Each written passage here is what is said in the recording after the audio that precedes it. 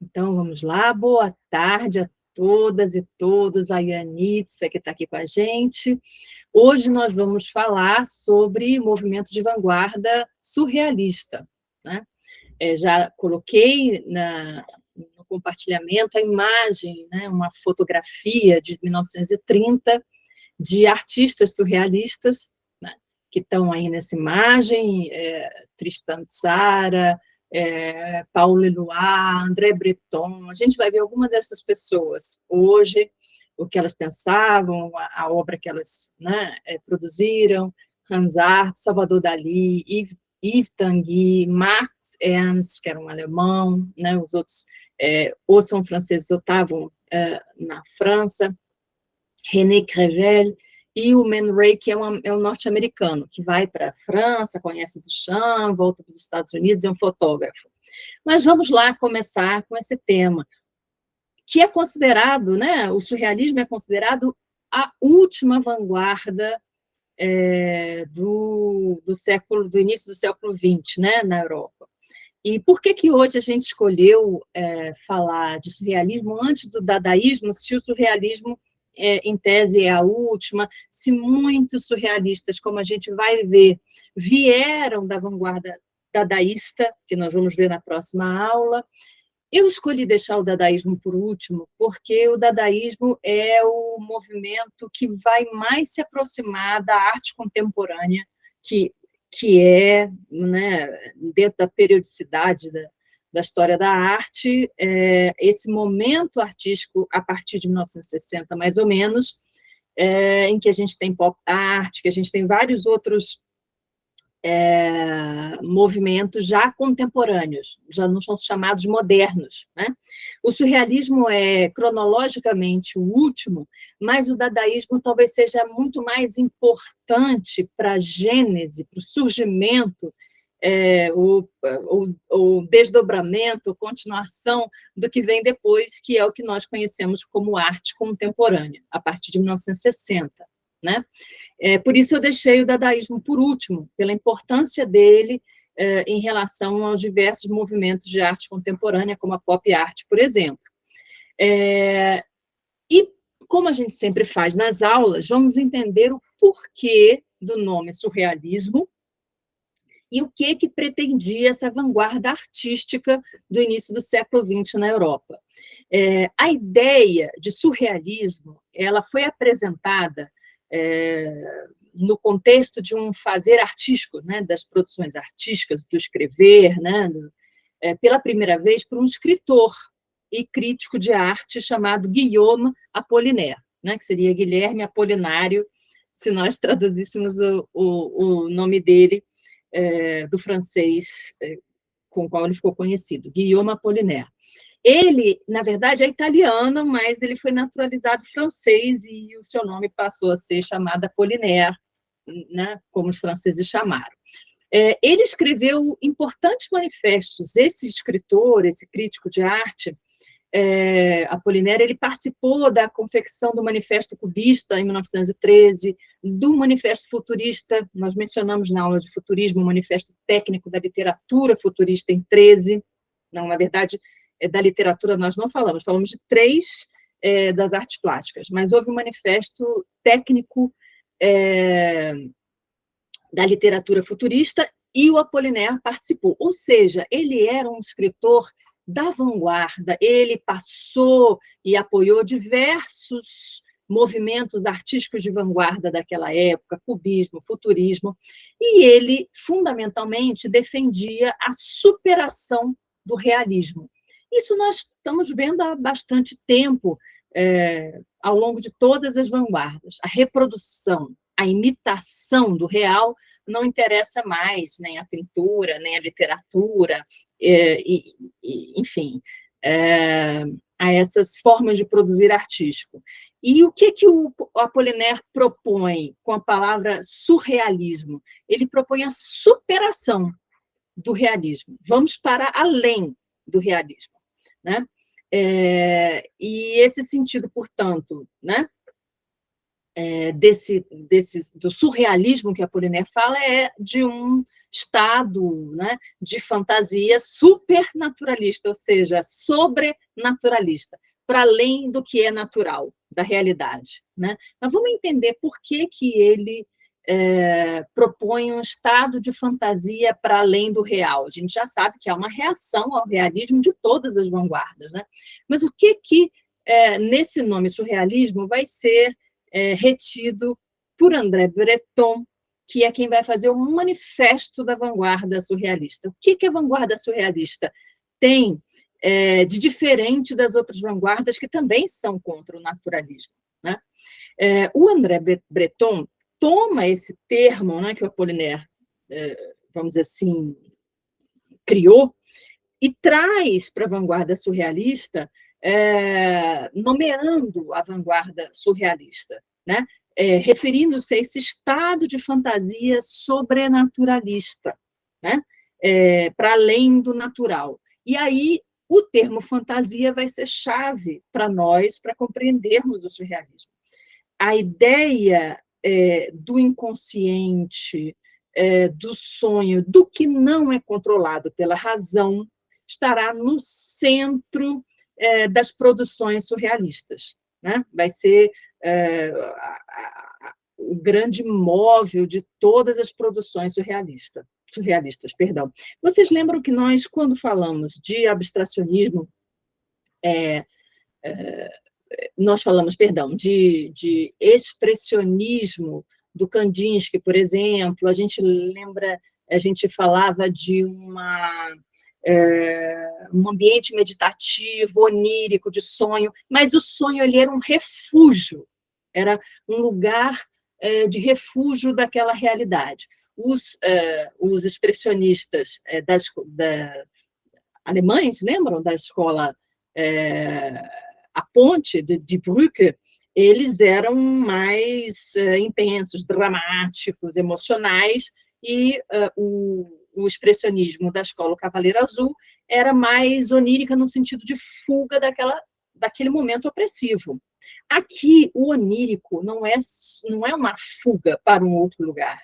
Aqui, o onírico, ou seja, esse espaço de sonho faz parte da totalidade, faz parte da realidade. Eles querem introduzir todo o lado inconsciente, todo o lado não controlado pela razão, na realidade.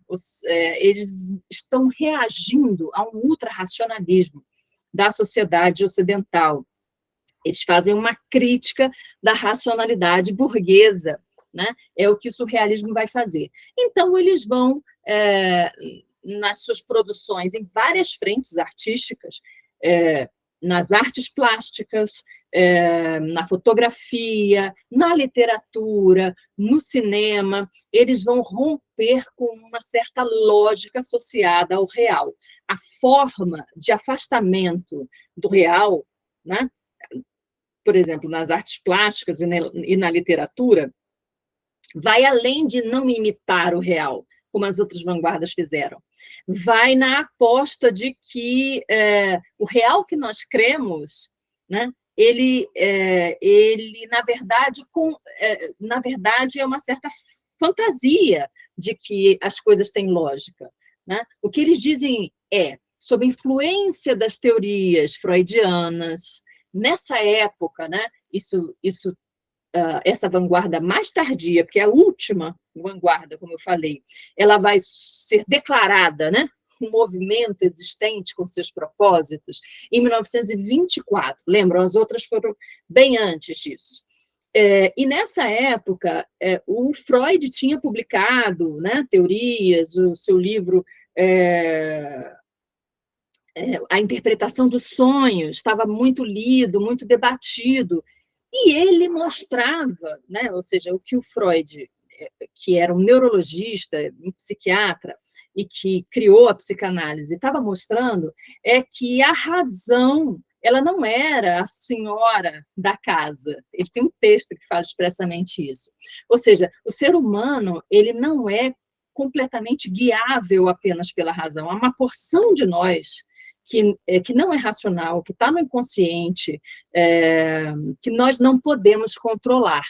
E aí o surrealismo trabalha exatamente essa porção do que existe, que eles chamam também de realidade, que não é controlável pela razão, né? E isso numa reação crítica a essa ultra-racionalidade do início do século XX. Lembra?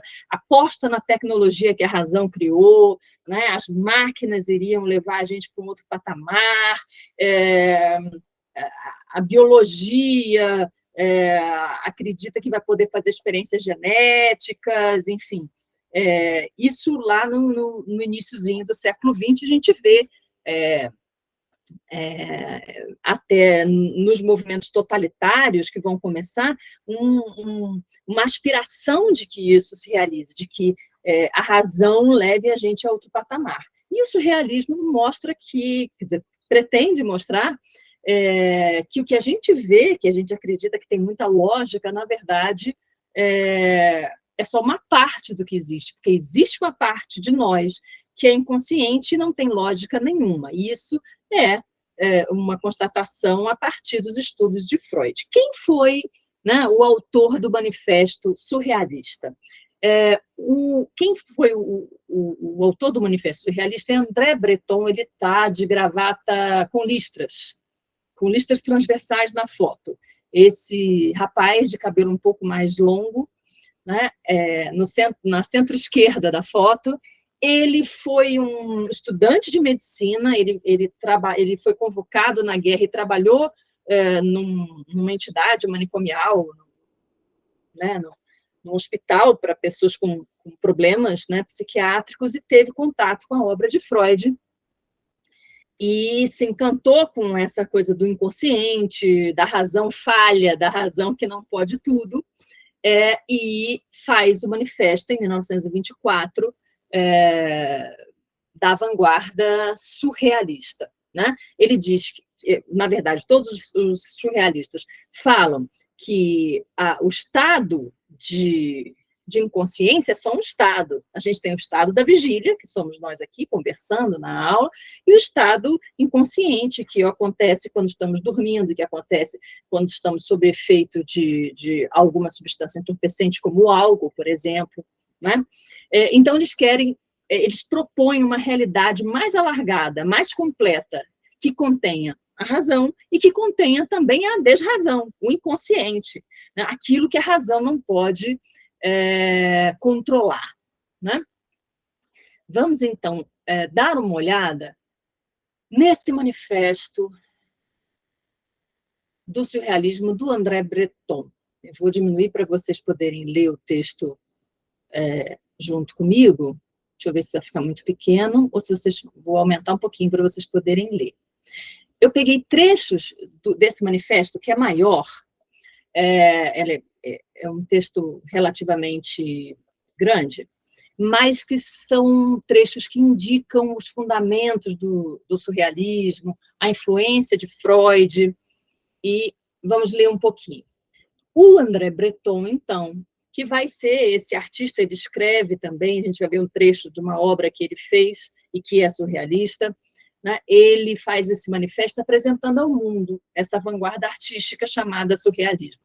Ele diz, num dos trechos, bem lá para o meio, ora, eu cheguei à psicologia, né? A ciência que o Dr. Freud criou. Cheguei à psicologia e com este assunto nem penso em brincar.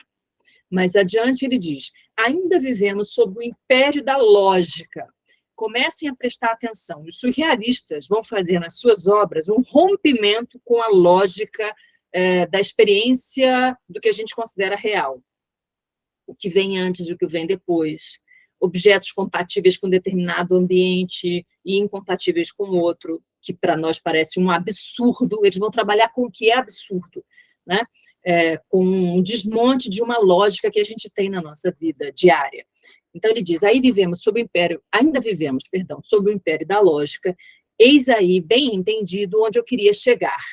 Mas os procedimentos lógicos em nossos dias só se aplicam à resolução de problemas secundários. Ele começa a diminuir o valor da lógica, ele vai enaltecer o valor do que é inconsciente, do que a razão não controla. O racionalismo absoluto, né, como eu tinha falado, o racionalismo absoluto que continua em moda, o que é isso? É a crença de que a razão vai resolver todos os nossos problemas, de que a razão iria permitir que ninguém, por exemplo, passasse fome, porque a razão iria fazer com que nós conhecêssemos como tornar todos os solos férteis. E hoje nós vemos que isso não é verdade. Nós hoje poderíamos ter comida para todos os habitantes da Terra, né? A gente sabe disso, que a nossa capacidade produtiva, e se nós distribuíssemos, né, se nós... Enfim, poderíamos ter, não é porque a terra não produz, não é porque existem desertos, não é porque há lugares onde não há água. Tudo isso a razão resolve, mas o problema da fome a gente não resolve por outros motivos, que não são motivos que a razão pode resolver, né? Então, ele diz, o racionalismo absoluto que continua na moda não permite considerar senão fatos dependendo estreitamente da nossa experiência. Os fins lógicos, ao contrário, nos escapam.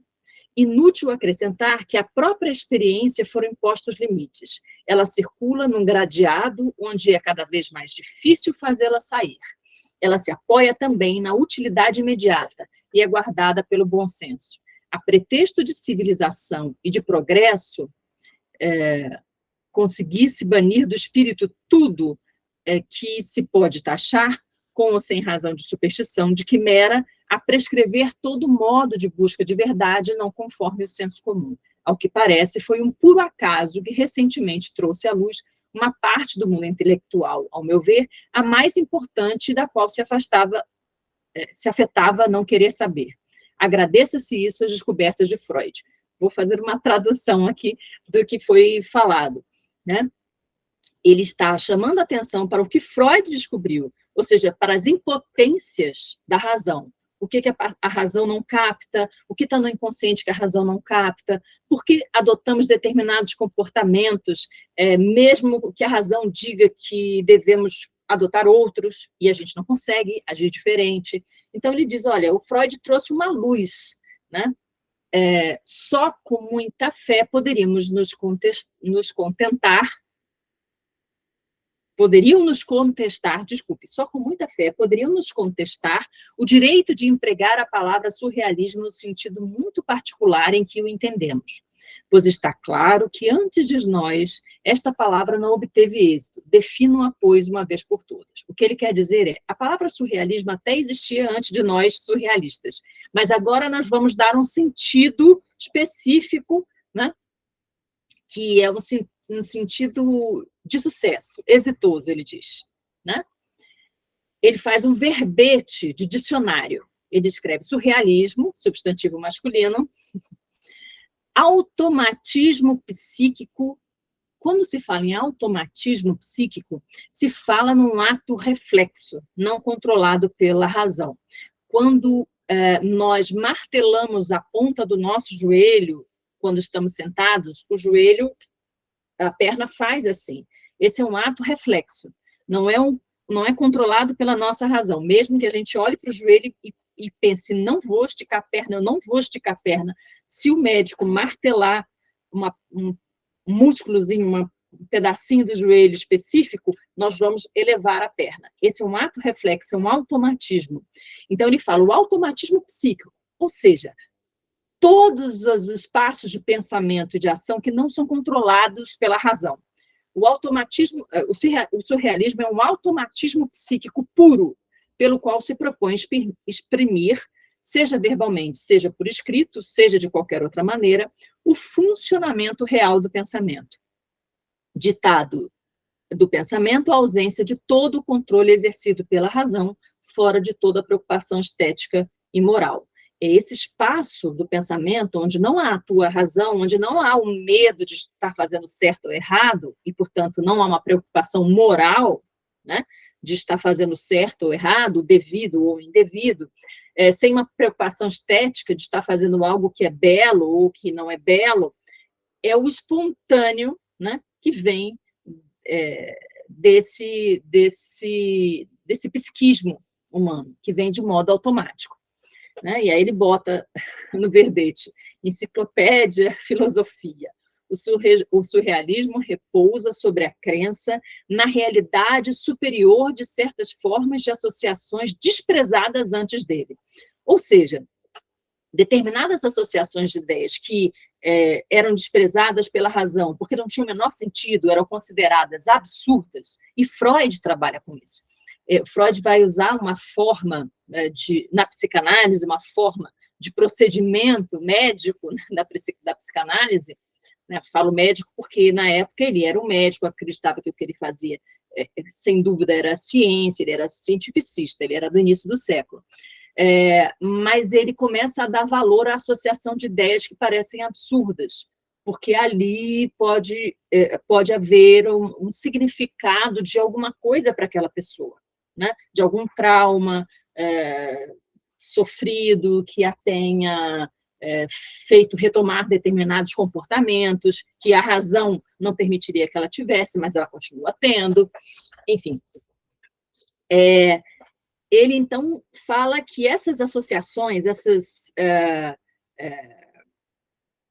aceitações, né, de ideias que pareciam absurdas, passam a ser admitidas no surrealismo, né, na onipotência do sonho. O sonho é potente, ou seja, a não vigília, o não estado controlado pela razão, tem poder no desempenho desinteressado do pensamento. Tende a demolir definitivamente todos os outros mecanismos psíquicos e a se substituir a eles na resolução dos principais problemas da vida. Deram testemunho de surrealismo absoluto os senhores Aragon, Baron, Boifat, Breton, Carry, Crevel, Deitel, Desnos, Eluard, Gerard, Limbourg, Malkin, Maurice, Naville, Noll, são os surrealistas, né? Ele nomeia quem está com ele nesse movimento surrealista, né? Sobre o qual ele está fazendo esse manifesto e apresentando ao mundo essa forma de expressão artística. Então, há muito de psicanálise freudiana no surrealismo, né? A forma de fazer vai levar em consideração até técnicas do proceder psicanalítico, como essa livre associação de ideias, permitir que haja uma livre associação de ideias, mesmo sem lógica nenhuma. Por exemplo, eu subi para baixo 3 andares. Subir significa para cima, na nossa lógica, mas subir para baixo pode existir nesse mundo admitido no surrealismo. É algo que é contraditório em si, algo que é ilógico, mas é exatamente sobre esse tipo de matéria, da contradição, do ilógico, do absurdo, que os surrealistas vão trabalhar. Reparem, retomo aqui de novo, as outras vanguardas também não queriam representar o real, imitando o real. Eles deformaram o real, eles geometrizaram o real, eles emocionalizaram o real, enfim. Aqui, o que se está dizendo é que no real há algo além do que é lógico e racional. Então, uma chave para que um modo de a gente entender as perguntas do Enem, né, quando nos vierem, é perceber se há um rompimento de lógica, se há alguma coisa que inverte o antes e depois, alguma coisa que é absurda por ser ilógico, por não caber uma coisa dentro da outra, por um reflexo no espelho não aparecer de determinada maneira, quando a gente sabe que por leis da física deveria aparecer, tudo isso vai indicar uma ilogicidade que aponta para o surrealismo na hora da gente escolher a questão, como a questão correta, tá bem? Então, vamos fazer como sempre fazemos, falando um pouquinho do contexto histórico, do surrealismo. Falamos já que ele é a última vanguarda, então ele já está no final dos anos 20. E esse momento da década de 20, meados da década de 20, foi um momento talvez até mais intenso do que o iniciozinho do século XX, 1906, 7, 8, 10, 12. Claro que o início da guerra foi aquela apreensão, né, a respeito da Primeira Guerra que viria. Mas aqui eles estão entre as duas guerras. né? E entre as duas guerras aconteceu muita coisa importante. Houve a Guerra Civil Espanhola, com o general Franco, houve o craque da Bolsa a Guerra Civil Espanhola aconteceu um pouquinho antes, mas os reflexos, né, ela se estendeu, e os reflexos dela, né, isso marca a Europa também. A crise do final, né, da década de 20, do craque da Bolsa, esses anos, né, início dos anos 20, final dos anos 20, viu um monte de acontecimentos, né? Viu se formarem os movimentos totalitaristas na Europa, né? Viu se formar na Alemanha um movimento forte totalitarista do nazismo, na Itália, e também esse intervalinho da década de 20 foi um momento de muitas aspirações de determinados direitos, dos direitos das mulheres, né, do feminismo acontecendo, a moda para as mulheres se tornou uma moda mais leve, as mulheres usavam cabelo curtinho, saias mais curtas, as formas de dançar eram formas que permitiam mais movimento, enfim, e as pessoas também, mesmo com a proibição da bebida nos Estados Unidos, era um momento em que as pessoas experimentavam bebidas alcoólicas e as drogas que foram aparecendo no começo do século. A cocaína não era considerada uma droga terrível, terrível no sentido de poder levar a pessoa a um estado de adição severo, né? Ela era prescrita por médicos, como se fosse um medicamento, enfim, um medicamento útil, né? Então, muita gente experimentou drogas nesse momento, por isso esse momento foi chamado de anos loucos, essa década de 20. Ou seja, esse período antes do craque da Bolsa de Nova York, depois da Guerra Civil Espanhola, formação dos movimentos totalitários, aspirações de liberdade de mulheres e de homens, né, que, enfim, queriam dançar novos ritmos dos anos 20, nesse período que foi chamado de anos loucos, isso tudo influenciou o espírito do surrealismo, de uma busca do fantástico, no sentido do irracional, também compor a nossa vida. Como se a realidade absoluta também tivesse o inconsciente e o irracional nela. Essa é a proposta artística dos surrealistas, isso vai aparecer nas artes plásticas, isso vai aparecer na fotografia, como a gente vai ver, isso vai aparecer na literatura. E vai ser fácil identificar que ali eu tenho um traço surrealista. Por quê? Repito, porque a lógica é rompida. E aí a gente tem um estranhamento de, mas isso não pode. Mas isso tá depois, deveria vir antes. Mas isso é o reverso. Não pode ter, de um lado, o verso e de outro lado o verso de novo. Tem que ser o verso e o reverso. Enfim, quando houver esse rompimento de lógica, a gente pode saber que é muito possível que o movimento que esteja inspirando aquela manifestação artística seja o surrealismo. Vamos falar um pouquinho das influências, como a gente sempre faz, que o surrealismo recebeu. O que veio antes do surrealismo como movimento precursor?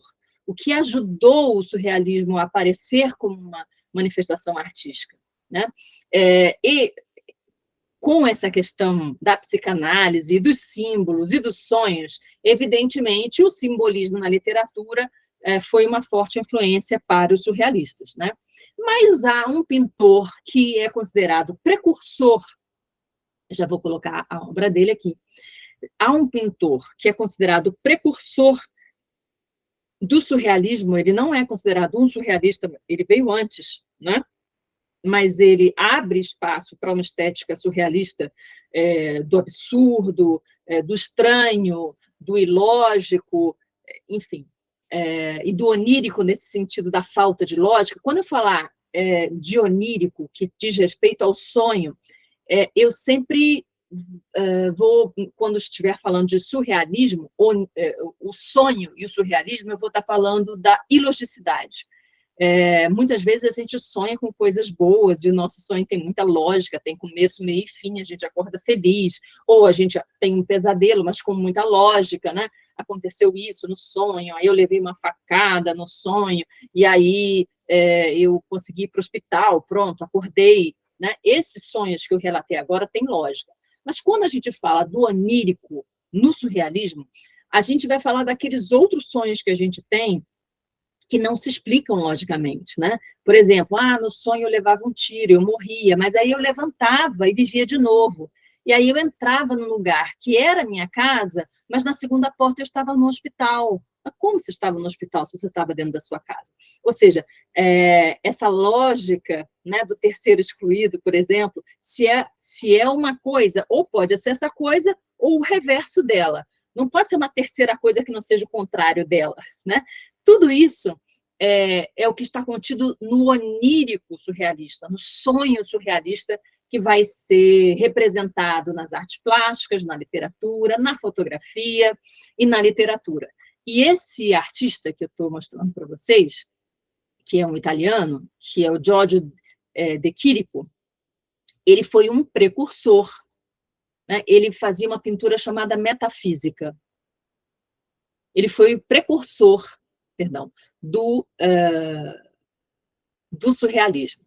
Uma outra influência importantíssima, e eu acho que cheguei a falar disso, se não falei, eu vou falar agora, foi o movimento dadaísta. Todos aqueles artistas que nós mostramos na fotografia inicial da aula, todos eles passaram pelo dadaísmo e se tornaram surrealistas. O dadaísmo, portanto, foi um movimento de passagem para a maioria dos artistas surrealistas. Mas ele foi fundamental. Até uma técnica de fazer artístico do surrealismo, que veio do dadaísmo, mas acrescentamos uma coisa a mais, já vamos ver isso, tá bem? Essa imagem aqui é uma obra do Duchamp, que é um dadaísta, chamada A Fonte. Ele pega o mictório masculino, feito numa fábrica de louças, ele inverte esse mictório, né? Ou seja, um objeto industrial que ele posiciona de determinada maneira num museu e passa a ter um outro significado. Né? Ele nomeia de fonte e há um outro significado para recolocação de um objeto qualquer, industrial, já feito. A gente vai depois ver que o nome desse objeto já feito é ready-made, né? Que já está feito, já está pronto, eu só desloco do local original, do local que ele tem sentido, e coloco em outro espaço para ele ganhar um outro sentido. Essa é uma peça dadaísta, e o dadaísmo foi fundamental para o surrealismo. Então, as influências foram o De Chirico, que eu mostrei aqui, que foi um pintor da pintura metafísica italiano, né?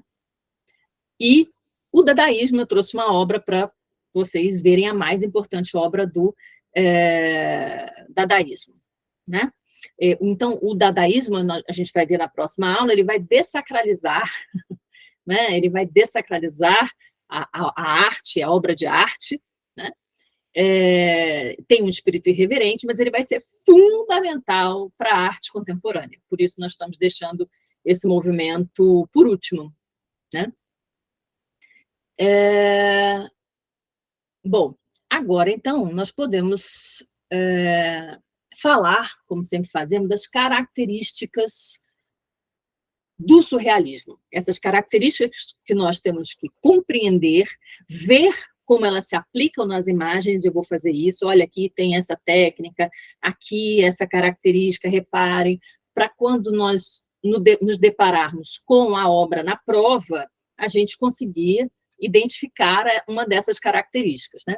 Então, quais são as características do dadaísmo? A primeira, há uma livre associação de ideias. Lembra que eu falei do Freud, que estava na moda? Uma das técnicas da psicanálise é permitir que o paciente, no discurso dele, na fala dele, faça a livre associação de ideias sem corrigi-lo, sem...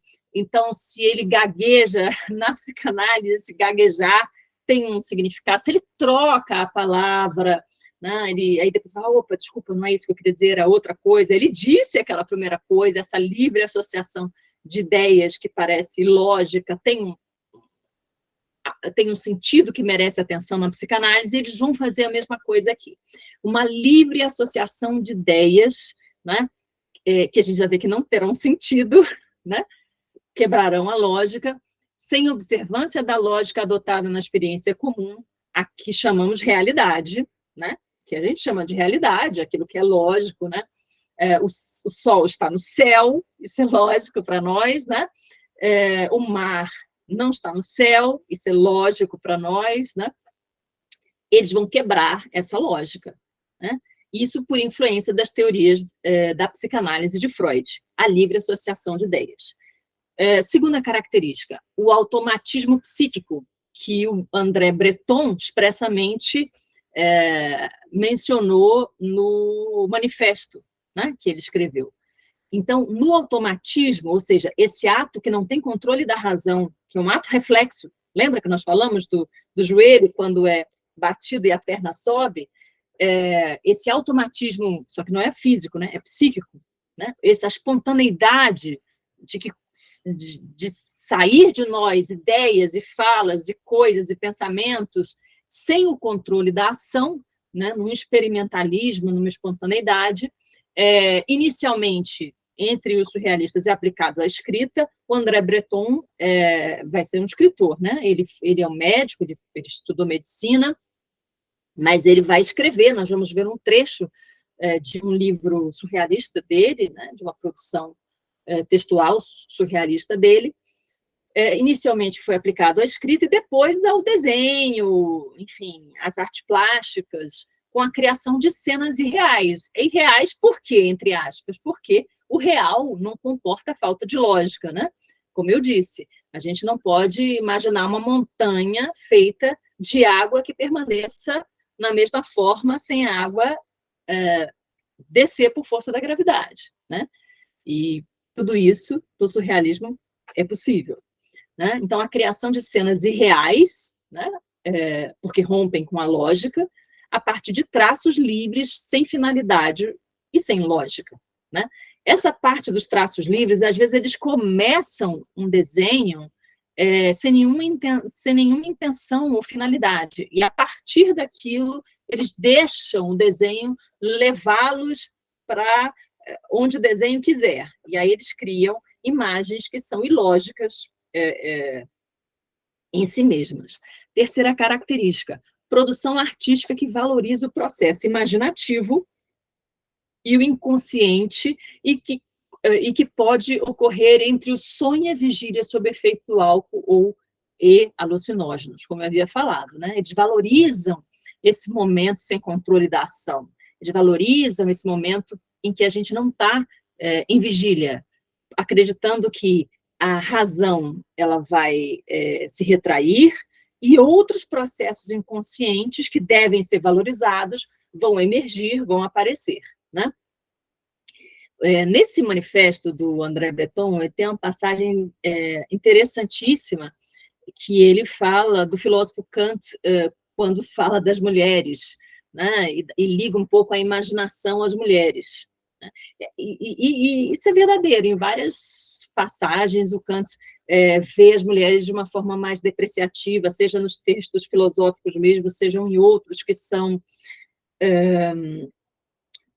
textos não exatamente, não com rigor filosófico, mas ele gostava de muita coisa, ele gostava de geografia, ele se manifestava, né? Enfim, e ele desmerecia um pouco a capacidade feminina, enfim, talvez ele não conseguisse ver o papel que era possível para a mulher, né? A mulher que saísse daquele script, certamente, se não tivesse dinheiro e poder, seria oprimida, né? As mulheres que puderam sair, certamente tinham dinheiro e não tinham marido para controlá-las nessa época, né? No início do século XX. E aí ele lembra que o Kant associa a imaginação, que não tem muita disciplina da razão, entende? Não tem muita... não tem o controle da lógica e da razão, né? A imaginação, ela permite a associação de ideias, ela é livre, é isso. Kant define a imaginação como uma coisa livre, né? E essa liberdade, ele termina, essa liberdade, a imaginação, a falta do entendimento rigoroso, do conhecimento das coisas, ele termina associando a mulher, né? Então, o Breton acredita que é uma diminuição dessa livre associação de ideias, né? Na tradição filosófica, eles preferem o rigor da razão que conhece as coisas, né? E aí ele valoriza aqui, né? Os surrealistas valorizam essa livre associação que é a imaginação, né?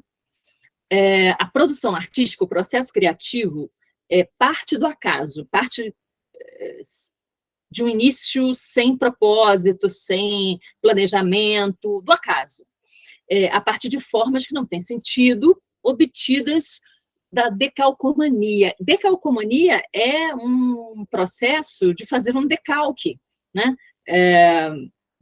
Quando a gente pega uma folha e coloca um papel em cima e risca de lápis ou de giz esse papel, o papel vai reter a textura da folha no desenho. Esse é uma decalcomania. E esse desenho que fica no papel se chama decalque, né? Então, a pessoa decalca a partir do trabalho com algum pigmento, né? De um objeto contra uma folha, um canvas ou uma superfície, ela decalca uma certa imagem. Isso se chama grattage, né? Porque o surrealismo, ele também tem corpo, embora tenha um americano, embora tenha um alemão, e até outros naturalizados que vão para lá, mas são de fora da França, ele ganha corpo na França como praticamente todas as vanguardas, né? Com exceção do expressionismo, que se inicia em Dresden ao norte e em Munique embaixo, as duas vertentes, né? Como a gente viu. Então, eu tenho uma metodologia artística, né?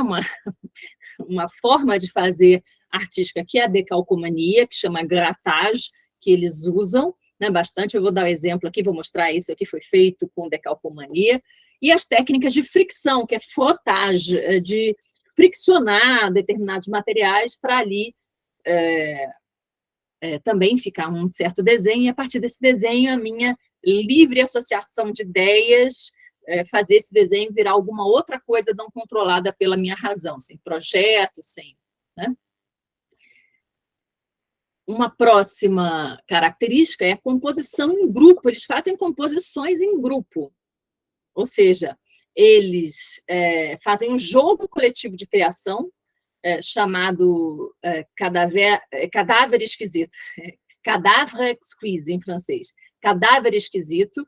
Por que cadáver esquisito? Porque uma pessoa faz um desenho livre, e aí ela esconde esse desenho, e deixa umas linhas do final desse desenho, para a pessoa seguinte desse grupo continuar essa linha e fazer, a partir daquelas linhas que sobraram da pessoa anterior, mas sem ver do que se trata, continuar um desenho. E assim a outra pessoa continuava. E ao final aparecia necessariamente uma coisa sem lógica, mas que eles achavam que era a pura configuração, né, da fantasia, da imaginação, né, do inconsciente livre, né, no inconsciente livre. Chamava cadáver esquisito, cadavre exquise. Isso tanto na escrita quanto em artes plásticas, né? O desenho foi o exemplo das artes plásticas, mas na escrita alguém começava, não via o que o outro escreveu, e a partir da última palavra continuava o que o outro fazia, né? E ao final eu tinha ali uma obra espontânea, né? Livre. Aqui eu trouxe um exemplo de um cadáver esquisito, de uma composição feita pelo Man Ray, que era um surrealista americano. Yves Tanguy, Juan Miró, que era um espanhol, né? E o Max Morrize, né? Isso foi o que saiu ao final, né? Cada um foi fazendo uma parte e essa é a composição final. É uma composição tipicamente surrealista, né? Surrealista. Uma outra característica ainda é a provocação de estranhamento. Toda vez que numa prova eles apresentarem alguma coisa que, pela quebra da lógica, por quê? Estranhamento a gente pode provocar com deformação da figura, como no expressionismo, por exemplo, né? No expressionismo alemão. Mas aqui é um estranhamento pela quebra da lógica. Você vai dizer, não, mas na frente de um espelho se eu tenho uma pessoa de costas, tem que ter a pessoa de frente na frente do espelho. Não pode ter ninguém, como se fosse um fantasma. Ou não pode ter a pessoa de costas de novo, né? Quando houver a quebra da lógica nesse estranhamento, é muito possível que você esteja diante de uma obra surrealista.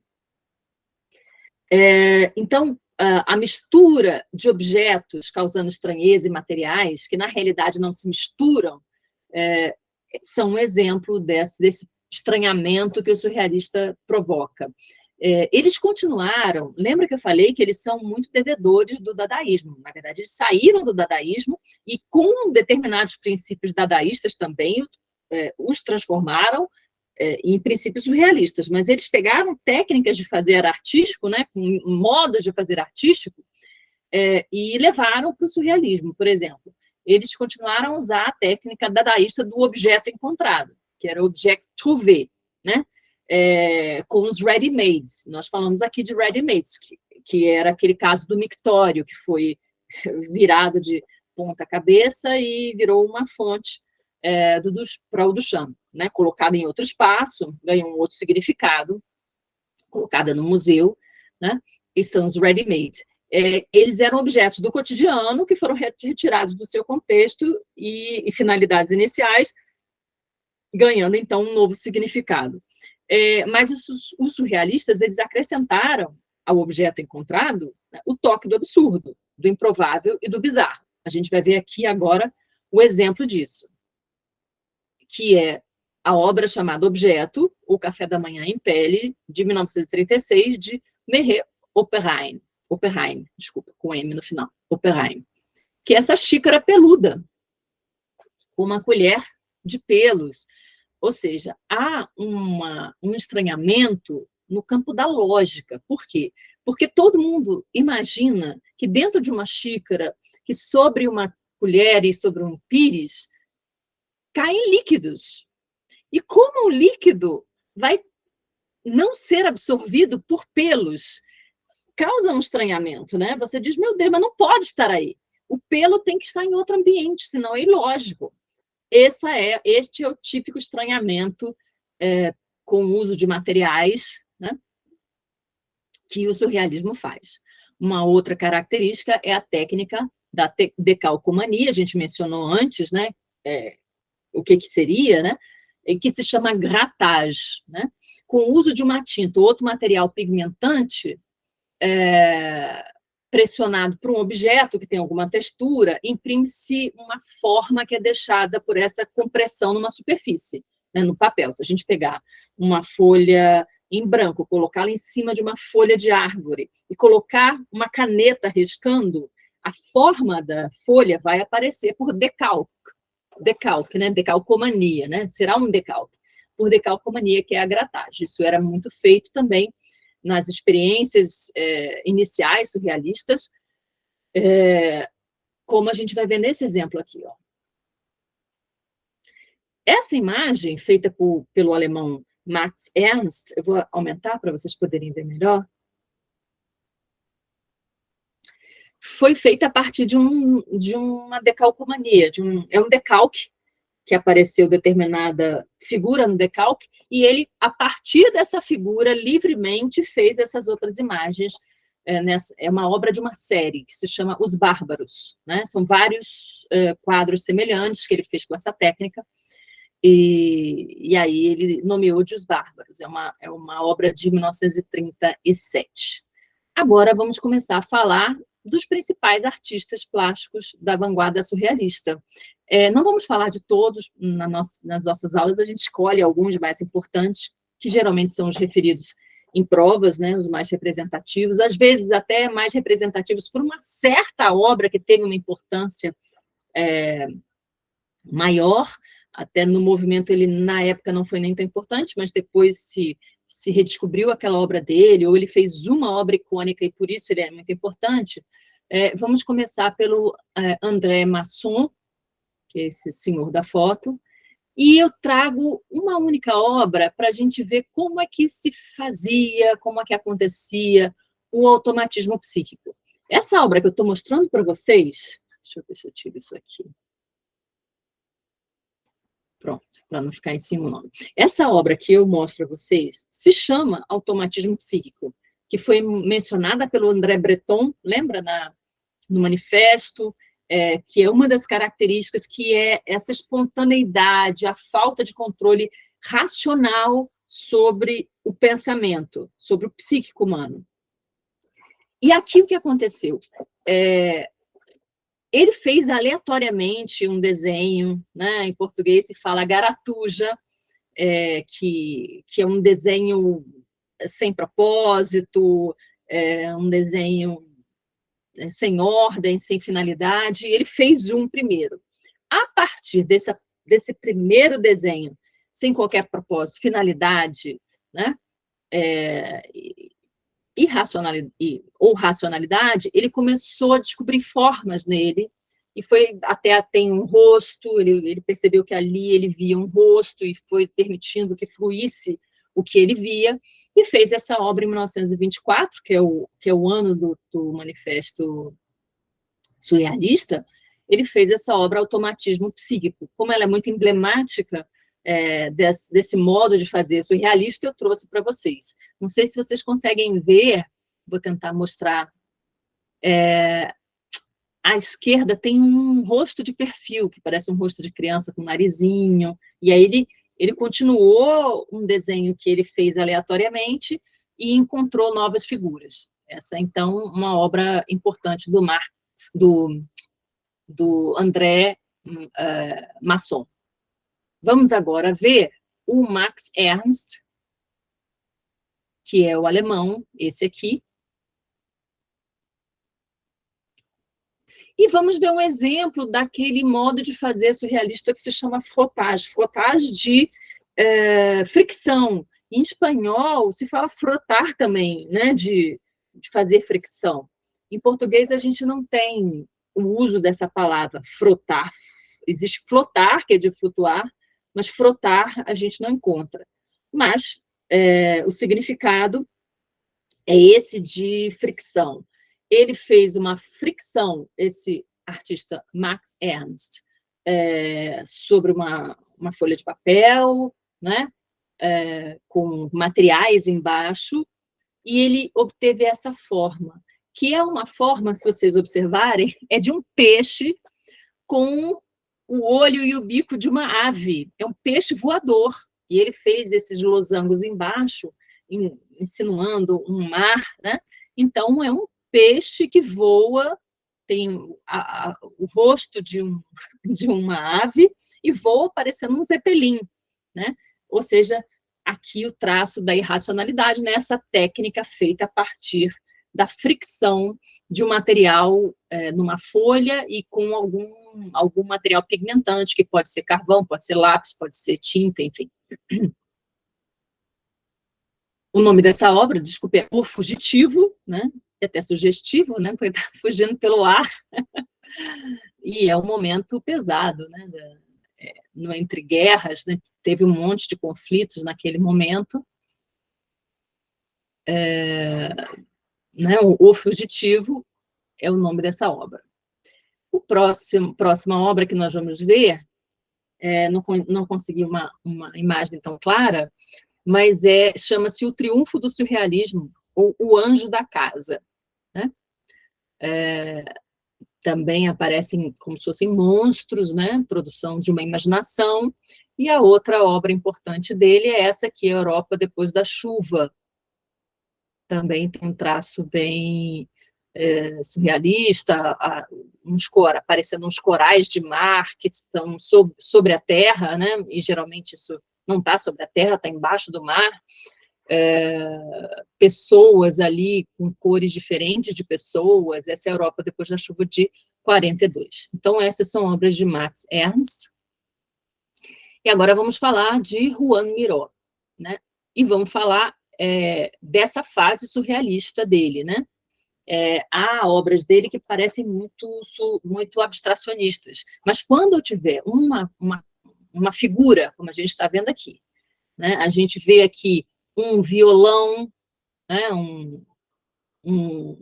Uma guitarra, né? do Arlequim, a gente vê um inseto, uma libélula, a gente vê rostos de animais deformados, mas são olhos, né? A gente identifica um arlequim, né? Quando a gente consegue ver essas figuras, mas essas figuras não têm lógica, a gente está diante de uma obra surrealista. Essa obra surrealista é famosa, o Carnaval de Arlequim, né, de 24 para 25, do Juan Miró.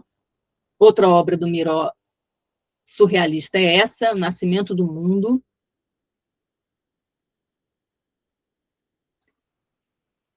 Essa outra, personagem atirando uma pedra num pássaro, e aí eu tenho a cabeça de um pássaro, né? Com o bico do pássaro, a pedra, o trajeto, enfim. Um personagem com um pé só, um corpo que parece uma perna, né? E uma cabeça com um olho só. E essa última obra que eu trago, que é o interior holandês. O Miró disse que viu uma obra que era clássica, né, de um holandês que pintou o interior de uma casa, e aí ele viu essa obra dele, teve essa inspiração e fez esse interior holandês. E claramente a gente vê um instrumento de corda, a gente vê animais, né, na casa, né, nesse suposto interior, a gente vê um cabelo, uma orelha, a gente consegue ver figura, não é como abstracionismo, que a gente não consegue identificar uma figura, né? Mas há muita falta de lógica e racionalidade. Né? Agora, então, vamos conhecer, talvez, o mais pop, mais popular dos surrealistas, que é o René Magritte, que é esse senhor na frente de um quadro, onde há um chapéu coco atrás, é esse senhor. A gente vai conhecer agora o primeiro quadro surrealista dele, né? Que nem parece muito com os mais conhecidos, com os últimos, e que são muito populares, muito mesmo, eu tenho certeza que vocês vão reconhecer essas obras. Aqui eu tenho um jockey perdido, eu tenho chifres de alces, né, ou de veados, em colunas que são inanimadas, olha aí a falta de lógica, um chão que parece uma lona de picadeiro, enfim. E tem uma cortina de picadeiro, de circo ou de teatro, então há bastante falta de lógica, mas ele depois vai apresentar telas um pouco mais distintas e com alguns personagens que se repetem, o homem de terno e de chapéu coco. Ele faz essa pintura que é bastante figurativa, né? Eu consigo identificar o que está ali, ela é realista, é muito parecida até com propagandas de cachimbo da época, né? Que colocavam desenhos, da fotografia não era tão comum, em 29, então as propagandas eram pintadas, desenhadas também, mas o Magritte escreve aqui, ceci n'est pas une pipe, ou seja, isto não é um cachimbo. Ele mostra um cachimbo e diz, isto não é um cachimbo, e coloca nessa obra o nome A Traição das Imagens. E realmente essa obra é sensacional, porque o que ele diz? A representação, a imagem de alguma coisa, né, quando colocada diante de nós para substituir a própria coisa, para dizermos isso aqui é um cachimbo, ela é enganadora, ela é traidora, porque, na verdade, ela é só uma representação. E a gente esquece que ela é uma representação. A gente esquece que ela está ali referindo-se à coisa. A gente toma a representação como se fosse a própria coisa. E essa é a traição. Né? Então, há uma carga conceitual forte nessa obra, é muito interessante. Aqui é um jogo com a lógica. Né? Eu trabalho com conceito mental, há um jogo com a lógica, não exatamente uma inversão da lógica. Mas essa obra é importantíssima e acredito que vocês possam já ter visto. Essa é conhecidíssima também, Os Amantes de 28. A falta de lógica está nesse beijo, esse beijo vestido de pano, né, que não é condizente com a cena, né, causa estranhamento. Essa obra, ela foi traduzida com o nome de Perspicácia, mas porque o nome Clarividência, que era o nome original, em português é traduzido como Perspicácia, né? Muitas vezes. Mas clarividência fica melhor. Clarividência é a capacidade de você antever coisas, de você ver o que não é visível, né? E aí aqui ele coloca um homem olhando um ovo, né? Um ovo que é o princípio, né? Dessa ave que ele está pintando. É uma ave em potência, né? É uma ave no futuro. E ele aqui, então, rompe uma certa lógica, porque ele coloca um objeto modelo que é o próprio futuro dele, mas não é ele. E aí, aqui há um jogo de lógica também. Há uma quebra de lógica. Ele está olhando um ovo e pintando um pássaro. E aqui eu estou numa cena de modelo. Em tese, era para ele pintar exatamente o que ele via, né? E a clarividência é isso, ele olhar para uma coisa e imaginar como ela vai ser no futuro, que vai ser o pássaro, né? E a quebra de lógica está aí, no modelo ser a potência futura dele, do que ele vai ser no futuro. Eu vou diminuir para vocês verem inteiro essa pintura, agora estão vendo. Aqui há uma quebra de lógica evidente, né? O sujeito está na frente de um espelho, a gente sabe que é um espelho porque tem um livro ali na frente, um livro verde, que está sendo refletido nesse espelho, mas a imagem que está no espelho não é a imagem da frente dele, é a imagem do verso dele. E isso, em termos físicos, seria impossível. Então, há uma ilogicidade nessa obra, né? E agora nós vamos ver umas mais famosas, e são mais tardias. Essa, por exemplo, é de 1964, né? Bastante mais recente. Mas é tão famosa que eu resolvi trazê-la, porque ela se popularizou muito, tem camisetas, tem camisas com essa estampa, enfim, posters na casa das pessoas, cadernos com essa estampa, e como ele é muito conhecido, em uma prova pode cair essa imagem, eu trouxe para vocês associarem a esse surrealista. Trouxe também essa outra imagem, de homens com terno e chapéu coco caindo do céu. Deixa eu aumentar para vocês verem melhor, só um minuto. Só essa, né? Olha, são esse mesmo personagem, deixa eu ver. Esse é o René Magritte. Nossa, eu não falei, é o René Magritte, famoso, René Magritte. Vou mostrar aqui o nome dele e a foto dele. Depois eu volto lá. Esse aqui, esse senhor, René Magritte, francês. E aí vamos voltar nessa famosa imagem do homem de sobretudo, chapéu coco, caindo do céu, né? É famosa essa imagem, e essa aqui também vocês já devem ter visto. Decalcomania, a tal técnica do surrealismo. Esse é de 66.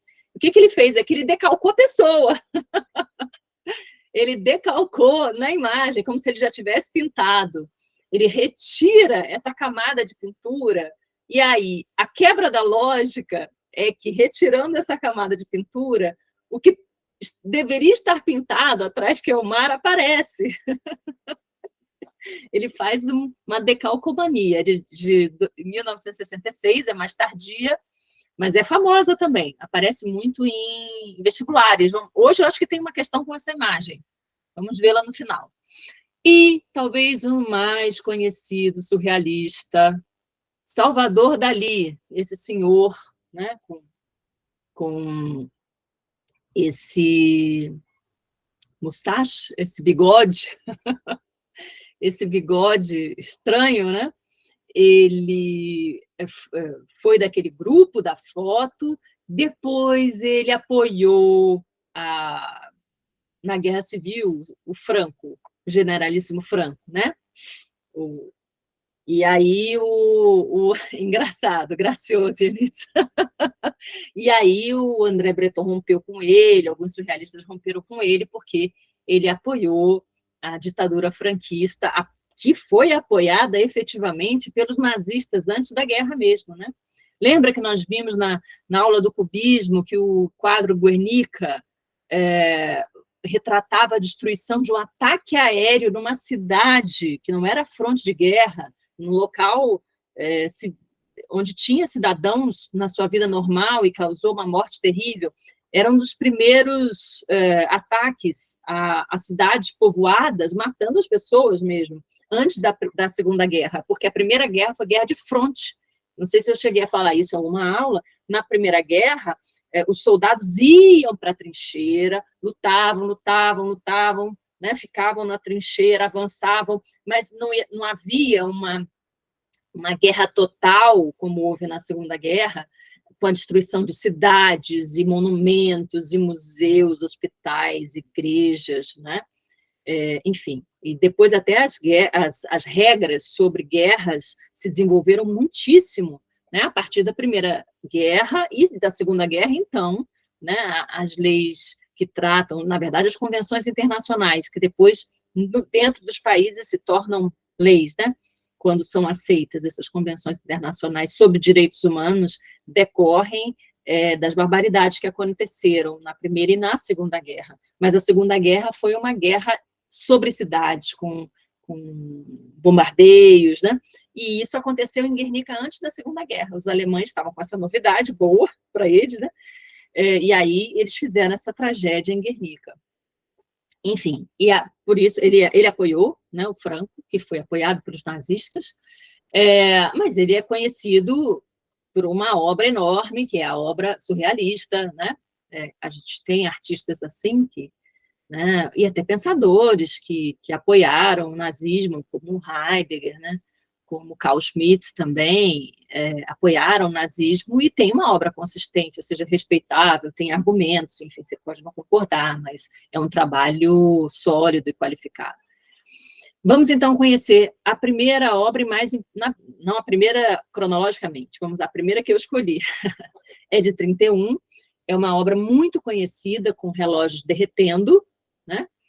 É a persistência da memória, né? A memória tem a ver com o tempo tem a ver com o relógio, e aqui ao lado tem umas formigas em cima de um relógio vermelho voltado para baixo. Essa imagem das formigas vai aparecer em outro filme surrealista do Buñuel, a gente vai ver.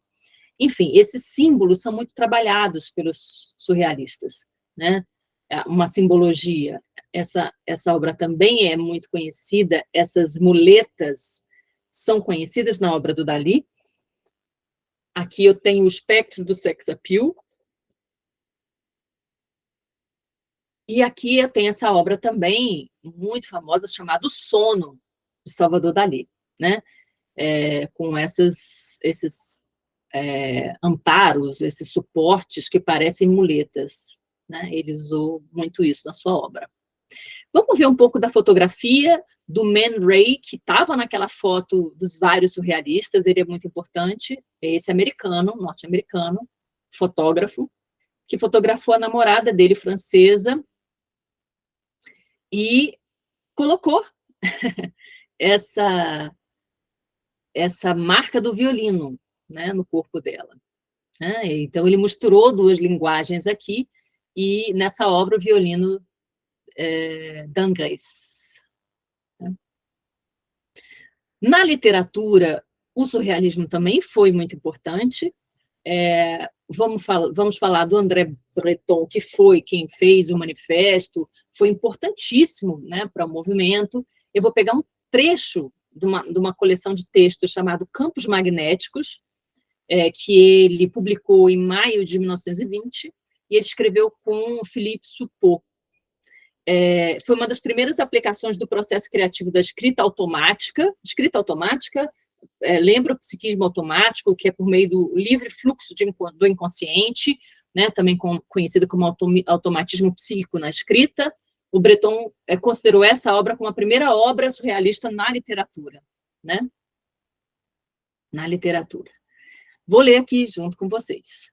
A janela... Vamos ver onde está a quebra da lógica, que deixa claro que a gente está diante de um texto surrealista. A janela esculpida em nossa carne se abre em nosso coração. Vemos um enorme lago onde descansam ao meio-dia libélulas de bronze, insetos de metal, e perfumadas como peônias, que são flores. O que é esta grande árvore onde os animais se olham? Olha, uma árvore onde os animais se olham, a árvore espelha os animais. Uma árvore que tem uma cor opaca, normalmente, ela está espelhando animais. Olha como a lógica está sendo quebrada a cada momento. Há séculos que o bebemos. Né? Seu sabor é mais seco que palha e há imensos depósitos de cinza. Também rimos, mas não devemos olhar muito sem um telescópio. É muito ilógico, é um texto muito ilógico. Qualquer um pode passar por este corredor sangrento, onde estão pendurados nossos pecados, quadros deliciosos, onde o cinza domina, porém. Só temos que abrir as mãos e o peito para ficarmos nus, como neste dia de sol. Você sabe que esta noite é um crime verde. Um crime que tem uma cor. Crime verde a ser cometido. Já que você não sabe de nada, meu pobre amigo. Abra bem esta porta e diga a si mesmo que está completamente escuro. Aquele dia morreu pela última vez. É bonita essa última frase. Aquele dia, e a Anitta, você está rindo. Aquele dia morreu pela última vez. É a completa falta de encadeamento lógico. Mas há imagens bonitas. Aquele dia morreu pela última vez é muito bonito. Olha, tem um poeta, ele é do Nordeste, meu Deus. Agora, eu esqueci o nome dele. Me ocorreu essa ideia agora. Há um poeta nordestino cujo trecho de poema foi usado por um artista brasileiro dos anos 70, até que faleceu recentemente, excelente, chamado Belchior. Ele colocou uma parte desse poema do absurdo na música dele, e um rapper contemporâneo usou essa música do Belchior também, e eu acho que o verso fala, tenho sofrido demais, tenho chorado demais, tenho sofrido para cachorro. Ano passado eu morri, mas esse ano eu não morro. Olha como é absurdo. Ele fala, não, ano passado eu morri, mas esse ano eu não morro. Isso está no verso desse poeta do absurdo do Nordeste brasileiro, que o Belchior pegou, e esse rapper contemporâneo pegou também numa música. Né? Ele até não... Ele fez um filme chamado Amarelo, uma coisa assim, agora me falta o nome dele, me perdoem, mas é só colocar essa frase no Google que já vai sair o nome também desse rapper, que é muito bom.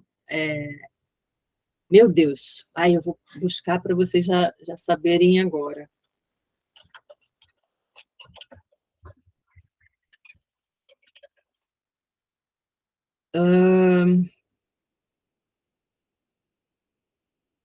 Tá, só um minutinho. A foto dele está aqui. Emicida, me perdoe. Emicida é o nome do rapper, né? Que é muito bom, muito bom. E me faltava o nome dele. Mas ele pegou essa frase que estava na música do Belchior, que pegou de um poeta do absurdo nordestino brasileiro. Enfim, é esse estranhamento do absurdo que tem nas obras surrealistas. Vamos lá. Eu trouxe esse outro escritor surrealista, que é muito importante, que se chama Georges Bataille. É um francês. A obra mais conhecida dele é uma expressão máxima do erotismo até, que é a História do Olho. Eu não trouxe essa obra, eu trouxe um trechinho de uma outra obra, onde é fácil a gente ver a quebra da lógica, né? Que é O Azul do Céu, de 35. E aí eu vou ler com vocês. Havia agora uma fenda na minha cabeça. Tudo o que eu pensava me fugia. Queria dizer uma coisa e no mesmo instante não tinha nada a dizer. Ou seja, tem duas ilogicidades em sequência.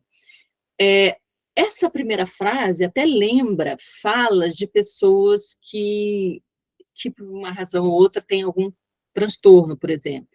Eu mesmo já ouvi uma pessoa, enfim, num momento, né, de surto psicótico, falar algo assim, abriu um buraco na minha cabeça e está saindo tal coisa, né?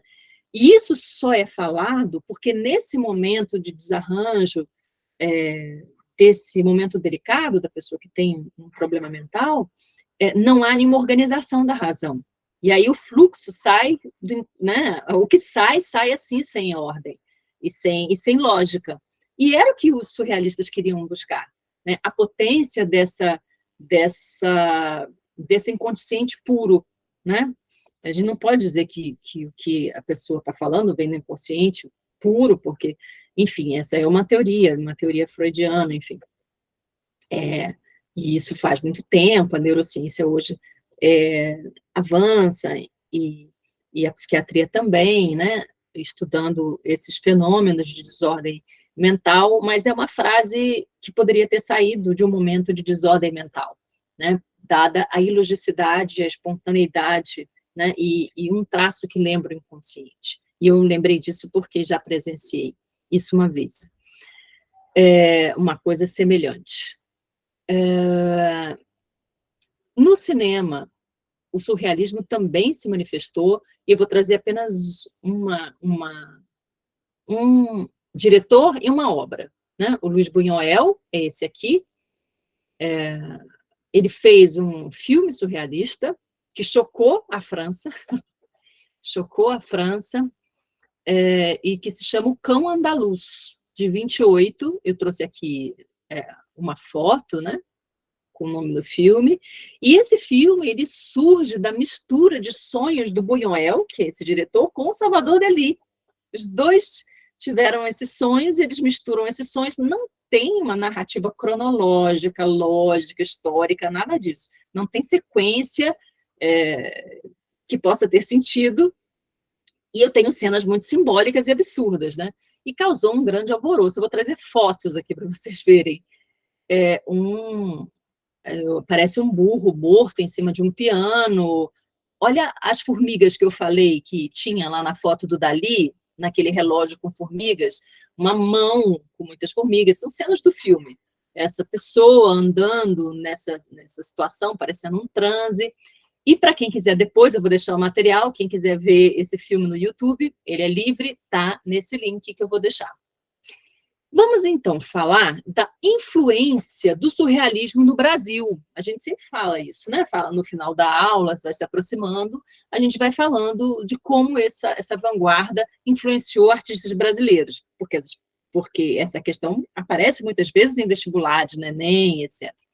E nas artes plásticas, a gente tem um exemplo de influência forte do surrealismo do pintor brasileiro Ismael Neri. Eu vou diminuir a imagem para vocês poderem ver na totalidade. Pronto. O Ismael Neri, ele conheceu a vanguarda surrealista porque ele foi para a França, né? Ele foi para Paris na década de 20, entrou em contato e foi influenciado. Essa é uma obra que mostra a típica estética surrealista, né? O fantástico, o ilógico. E na literatura, a gente tem um nome, Murilo Mendes, é um escritor modernista que tem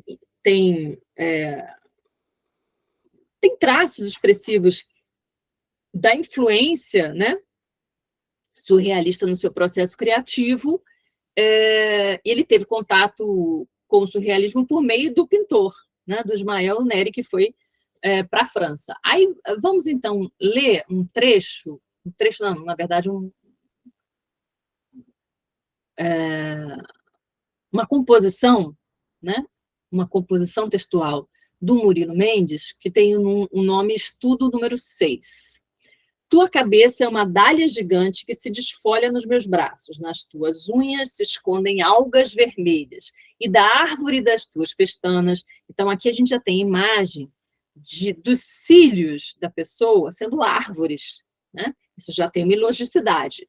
Árvores nascendo nos olhos da pessoa. Nascem luzes atraídas pelas abelhas. Caminharei esta manhã para os teus seios. Para teus seios, não tem hoje. Virei ciumento do orvalho da madrugada, do tecelão que tece o fio para o teu vestido. Virei, tendo aplacado uma a uma as estrelas. E depois de rolarmos pela escadaria de tapetes submarinos, né? Tapetes submarinos, né? Um tapete para debaixo d'água não tem sentido. Um tapete cobre uma superfície seca, né, e sólida. Voltaremos deixando madréporas e conchas, são como se fossem corais, são esses corpos marinhos, madréporas, e conchas obedecendo aos sinais precursores da morte, para a grande pedra que as idades balançam à beira-nuvem.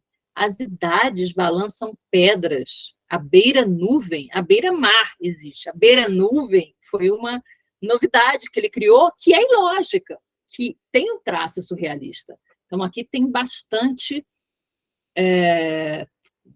característica surrealista esse texto. Vamos, finalmente, para as nossas questões de vestibulares, para nós resolvermos. Então, vamos lá na questão 1. Enem. Os transgênicos, né? Os transgênicos são alimentos ou até animais que são feitos a partir de modificações genéticas de mistura de dois seres, né? De dois, às vezes de dois vegetais, de um animal e um vegetal, enfim, de genes, na verdade, de genes de um animal com gene de um vegetal, ou gene de um animal com outro animal. Os transgênicos vêm ocupando parte da imprensa com opiniões ora favoráveis, ora desfavoráveis. Um organismo, ao receber material genético de outra espécie, né, era isso, de outra espécie a melhor fala, né, melhor forma de falar, perdão, ou modificado da mesma espécie, ou de mesma espécie modificado, passa a apresentar novas características. Assim, por exemplo, já temos bactérias fabricando hormônios humanos, algodão colorido, cabras que produzem fatores de coagulação sanguínea humana. O belga René Magritte, lembra do chapéu de coco? Chapéu coco, chapéu de coco não, chapéu coco. E, sobretudo, e terno, né, os personagens que sempre estão nas obras dele, em muitas obras dele, não em todas. O belga René Magritte, um dos pintores surrealistas mais importantes, deixou obras enigmáticas. Caso você fosse escolher uma ilustração para um artigo sobre os transgênicos, qual das obras de Magritte abaixo estaria mais de acordo com esse tema tão polêmico? Eu considero essa questão bem fácil. Vamos olhar essas obras. Na verdade, a gente não tem que descobrir se é surrealista, se é do Magritte, que estilo já está tudo dado. A gente só tem que descobrir qual das obras dele fala mais dessa fusão de material genético de duas espécies. Será a letra A? Não temos duas espécies. B, sim, temos, né, a espécie humana e a espécie dos peixes, né? E aqui, me parece, acerta. C, eu tenho aqui um barco que tem a mesma textura da água, né? Não sei se vocês conseguem ver, mas o barco está com água a vela é feita de água, tudo é feito de água no barco. D é aquela traição, né, da representação, ceci n'est pas un pipe, não é um cachimbo, e E é a clarividência, né? Até não está aqui, mas é a clarividência, ele pinta um pássaro olhando para um ovo. Né? O que parece ser o mais transgênico? É muito fácil. A mistura de duas espécies de uma só é essa aqui, B. Né? Nem foi difícil essa pergunta, mas usava o surrealismo, o Magritte, e a gente já conhecendo ia ter menos medo da resposta ter a ver com o autor e com o estilo, né? com um artista e com o estilo. Questão 2, Universidade Estadual do Amazonas. A estética surrealista caracteriza-se em larga medida pela supressão da lógica racional e, consequentemente, pela exploração do insólito. O insólito é o inesperado, é o bizarro, diferente, né? Do normal, do considerado normal. E do onírico, onírico é de sonho, né? Uma pintura representativa da estética surrealista está reproduzida em... Essa primeira obra aqui é uma obra naturalista, que mostra a perfeição, o desenho, né, a representação de uma pessoa com a luz entrando, né? É um Vermeer, é o geógrafo, essa obra. Eu vou botar um pouco mais amplo para vocês poderem ver. O rosto não dá tanto para ver, mas é uma obra naturalista, ou seja, é do barroco holandês, né? Então, não é surrealista, não tem o rompimento de lógica, né? Não tem falta de lógica aqui. É um geógrafo numa sala com um globo terrestre, com mapa, com tudo lógico. Então, não é ilógico. B, eu tenho o Jasper Johns aqui, uma bandeira pintada, ele é da pop art, não tem nada de lógico, essa bandeira é como qualquer objeto, né? Isso vai até ser algo importante para a própria pop art, né? É como qualquer objeto, essa bandeira, não é nada ilógico. Mas eu tenho um René Magritte aqui com a reprodução proibida. A gente viu essa imagem, ali é um livro verde, e eu sei que é um espelho, porque do outro lado tem o mesmo livro verde sendo refletido, mas não está o rosto da pessoa sendo refletido. Né? Eu tenho as costas da pessoa, que não está para frente do espelho sendo refletida, eu tenho uma ilogicidade aqui. Então, essa é uma obra surrealista. D é uma obra do Andy Warhol, que é a sopa Campbell, pintada, né, parecendo uma propaganda da sopa. Não é, essa é uma obra da pop art, não é surrealista, não tem nada de ilógico aqui. E essa última também é do Rembrandt, é do barroco holandês. Não tem nada ilógico, é realista, figurativista, perfeita. Então, qual é a resposta? A resposta aqui, qual é a obra surrealista abaixo? É a obra do Magritte, que o rosto está virado ao contrário, está ilógico. Né? É a letra C. Letra C é a resposta. Questão 3. Unifesp. O surrealismo buscou a comunicação com o irracional, com o ilógico, deliberadamente desorientando e reorientando a consciência por meio do inconsciente. Né? Lembra a influência de Freud, né, da psicanálise, do valor do inconsciente. Aí é uma citação, né, da Fiona Bradley. Verifica-se a influência do surrealismo nos seguintes versos. A gente vai ler versos até de poetas brasileiros que vão se repetir aqui no exercício. Aqui não está falando que esse poeta é surrealista. Aqui ele está querendo a influência do surrealismo numa obra específica. Então, nessa obra, a gente vai ver se há surrealismo ou não, ou seja, se há quebra da lógica. Se a gente não entende, eu tenho aquela reação de, não, uma coisa é antes, outra depois, não pode vir o depois antes do antes. Né? Não, a gente não pode ter um céu líquido, o céu não é líquido. Né? É essa reação que a gente tem que ter. Então, letra A. é um verso, é uma estrofe de um verso de Manuel Bandeira, né? É um poema. Pensão familiar. Um gatinho faz pipi com gestos de garçom de restaurant palace, ou seja, com gestos finos e elegantes, encobre cuidadosamente a mijadinha, ou seja, o que ele mijou, o xixi, o pipi. Sai vibrando com elegância a patinha direita. E aí, uma fala de alguém, né? É a única criatura fina na pensãozinha burguesa. Né? Lembra dos modernistas que criticavam a burguesia, né?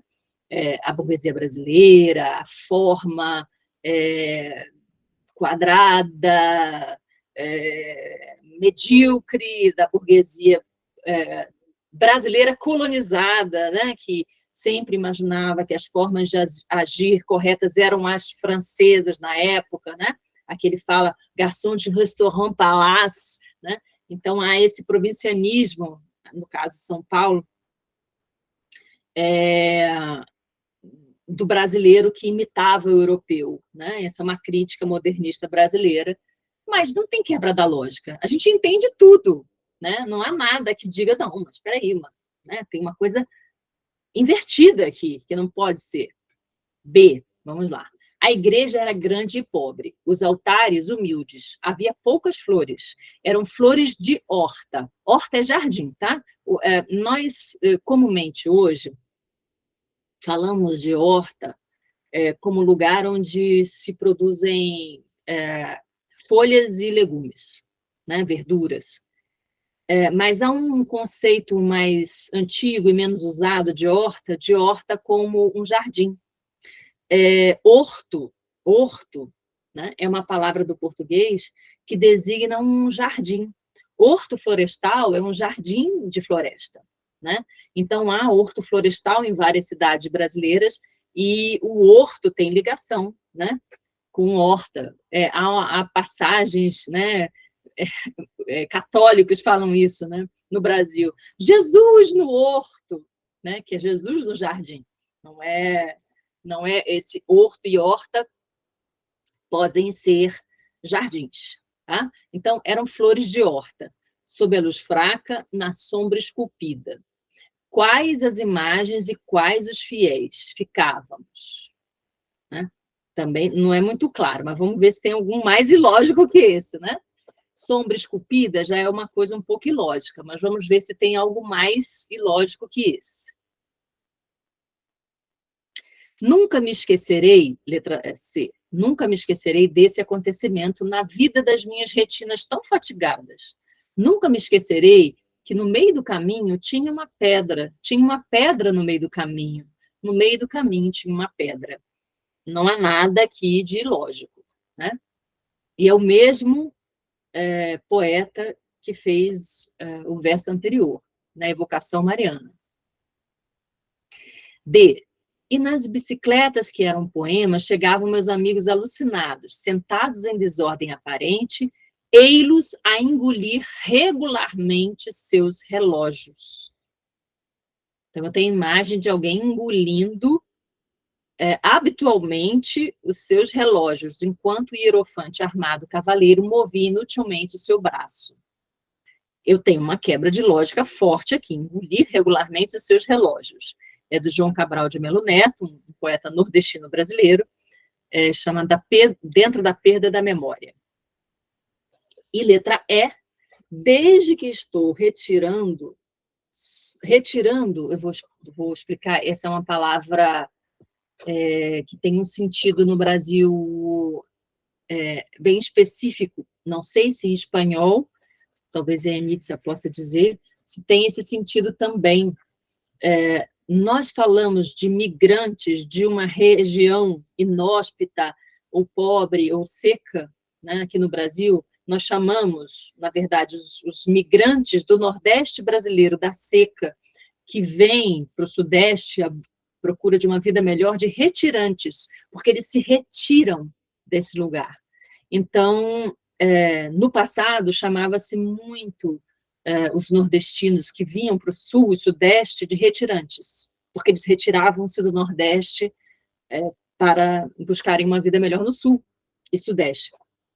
Então, aqui o personagem é um retirante, é um migrante interno do Brasil, que diz, desde que eu estou retirando, ou seja, que eu estou deixando a minha cidade rumo a outra cidade, só a morte vejo ativa, só a morte deparei, e às vezes até festiva. Aí a Nietzsche está dizendo aqui, tem essa palavra, mas não com esse sentido. No Brasil, retirante é o nome que se dá aos migrantes internos do Brasil que fogem da seca. No Brasil, o Nordeste é muito seco, não o Nordeste da praia, mas tem um semiárido ali, que é muito seco, e durante décadas, né, não se faz uma solução definitiva para a seca, como, por exemplo, Israel se fez de aproveitamento de água do mar e canalização para lá. Né, o sertão, exatamente, o sertão. Então, os retirantes do sertão, né, no Brasil, tinham esse nome porque deixavam o sertão e vinham para o sul. E aí esse retirante está dizendo, só a morte vejo ativa, só a morte deparei, e às vezes até festiva, só a morte tem encontrado quem pensava encontrar vida, e pouco que não foi morte, foi de vida severina, e aqui eu também tenho que explicar, o que significa severina. No Nordeste, há 2 nomes muito comuns de homens e mulheres. Os 2 nomes são Severino e Severina, e Raimundo e Raimunda. São nomes muito, muito, muito, muito frequentes no Nordeste. Talvez nessa geração não, mas em gerações anteriores, quando alguém dizia Severino, se identificava como alguém do Nordeste. Né? E ele dizer que a vida é severina significa que a vida é nordestina, que é a vida daquela região dura, árida, difícil. Esse poema da obra Morte e Vida Severina, lindíssima, né, que é um clássico nas escolas. Nós lemos essa obra do João Cabral de Melo Neto, esse poeta nordestino. AD para mim é... Janice, eu não entendi. Se você quiser... AD para mim?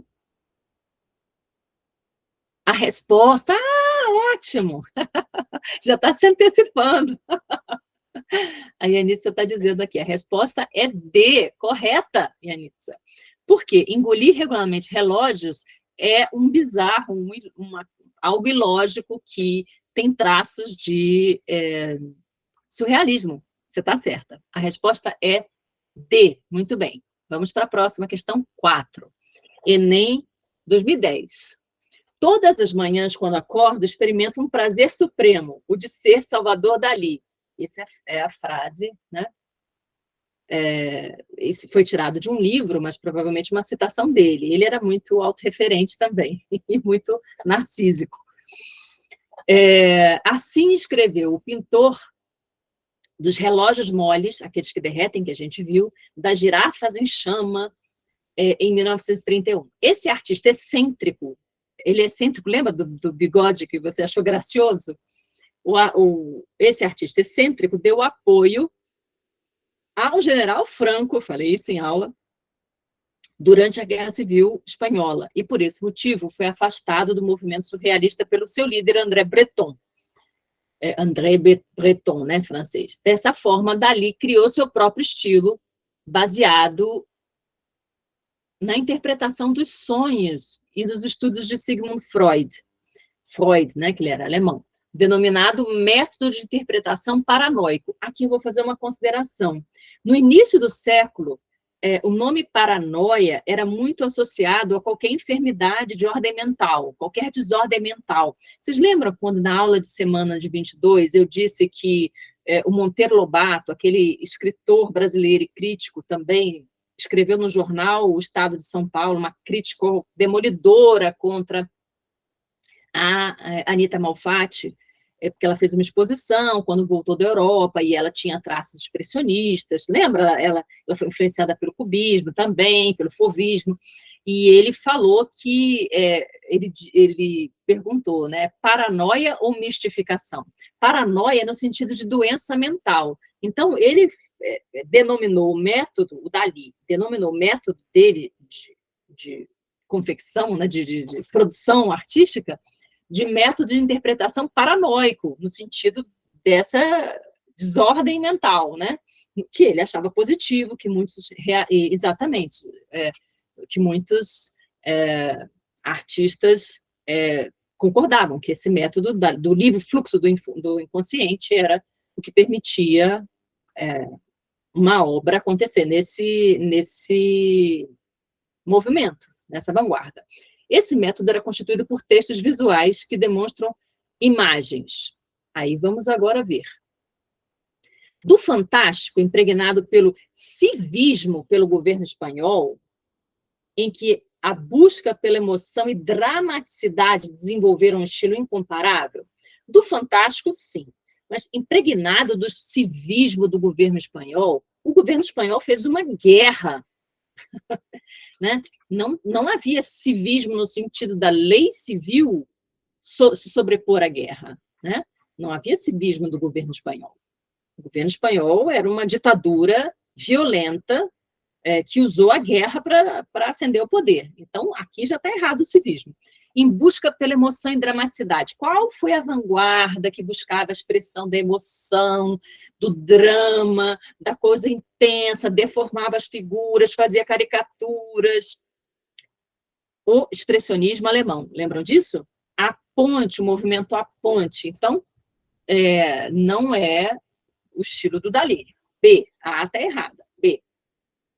Do onírico. Até aqui pode ser? Lembra? Pode ser. Onírico. Quando a gente vê o onírico, a gente pode pensar naquele expressionismo do Kandinsky, lembra que era o do Cavaleiro Azul, que não era o expressionismo da Ponte, que, na verdade, era um escape à realidade, mostrava uns cavalos, uns símbolos de força, lembram disso, né? No abstracionismo também tem um pouco desse onírico nas abstrações, mas tem que saber que onírico é. Se for um onírico de fluxo do inconsciente, de falta de razão, ok. Se for onírico lá do expressionismo ou até do abstracionismo, não será a resposta certa. Vamos ver. B. Onírico que misturava sonho e realidade e interagia, refletindo a unidade entre o consciente e o inconsciente como um universo único e pessoal. É possível que seja essa. Né? Por quê? Lembra que eu falei que eles queriam uma realidade absoluta em que nela estivesse também o inconsciente? Existe o consciente, mas o inconsciente é tão importante quanto e faz parte, integra a realidade? Pode ser a B. Nunca paramos na primeira que a gente acha que pode ser. Vamos olhar todas, porque pode ter sempre uma melhor, uma menos pior que a outra. C. Da linha inflexível da razão. Então, esse método era constituído por textos visuais que demonstram imagens da linha inflexível da razão, dando vazão a uma forma de produção despojada no traço, na temática e formas vinculadas ao real. Tem duas coisas erradas aqui. Não demonstram imagens da linha inflexível da razão. Eles demonstram, na verdade, a importância da desrazão, do oposto da razão, do inconsciente freudiano, do inconsciente psicanalítico. Aqui está errado. E não tem formas vinculadas ao real, porque o conjunto de sentido delas não corresponde ao real lógico. Então, não está vinculada ao real. Está vinculada ao bizarro, ao absurdo, ao ilógico. Então, C está errada. A e C, a gente tem certeza que está errada. Vamos olhar mais embaixo.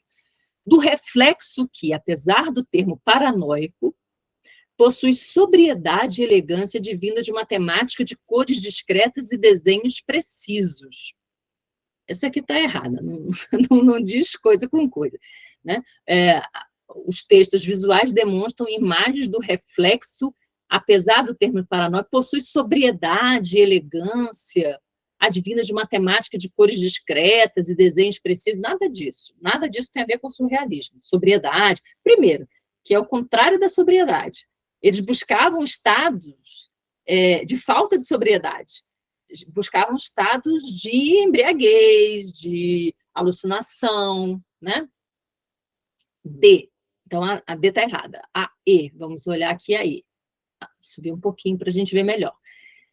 Da expressão e intensidade entre o consciente, o surrealismo gostava de inconsciente, da expressão intensidade entre o consciente e a liberdade, declarando amor pela forma de conduzir o enredo histórico dos personagens retratados.